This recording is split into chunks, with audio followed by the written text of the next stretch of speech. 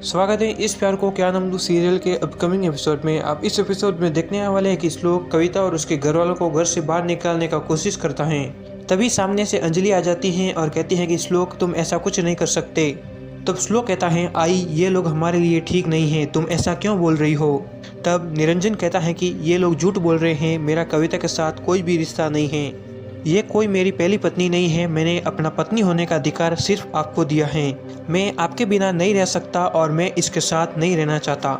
फिर कविता की माँ निरंजन से कहती है कि तुमने कविता को बहुत ही ज़्यादा दुख दिए हैं, वो एक जिंदा लाश की तरह जी रही है, परंतु तुम्हें फिर भी अपने कर्मों पर पछतावा नहीं है और देखना तुम और तुम्हारी बीबी अंजलि कभी खुश नहीं रह पाओगे।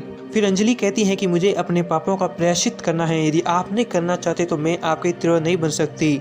आपने मुझे बहुत ज़्यादा दुख दिए हैं और मैं अब अपनी ज़िंदगी से हार गई हूँ। फिर अंजलि अपना मंगलसूत्र उतारती हैं और कहती हैं कि मैं अपने पति का त्याग करती हूँ। और अंजलि आगे कहती है कि मैं चाहती हूँ आप इस कविता के साथ रहे और उसको ये वो सब खुशियाँ मिली जिसके लिए ये हकदार हैं। अंजलि अपना मंगलसूत्र उतारती हैं और निरंजन के आगे हाथ करती हैं, लेकिन निरंजन मंगलसूत्र लेना नहीं चाहता। फिर अंजलि के हाथों से वह मंगलसूत्र नीचे गिर जाता है और फिर निरंजन उस मंगलसूत्र को उठाता है। फिर अंजलि वहां से रोते हुए चली जाती हैं।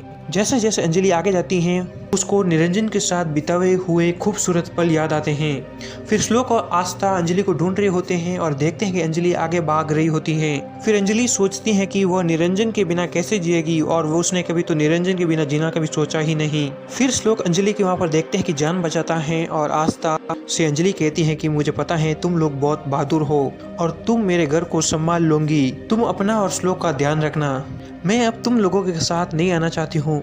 फिर वहीं पर एक ट्रक आता है आगे से जिसे श्लोक और अंजलि का एक्सीडेंट हो जाता है, उन दोनों को बहुत ही चोट आती है। इसके बाद हमें 6 महीने के बाद का सीन दिखाया जाएगा जहाँ पर श्लोक आई आई बोलता है और वह हॉस्पिटल में होता है।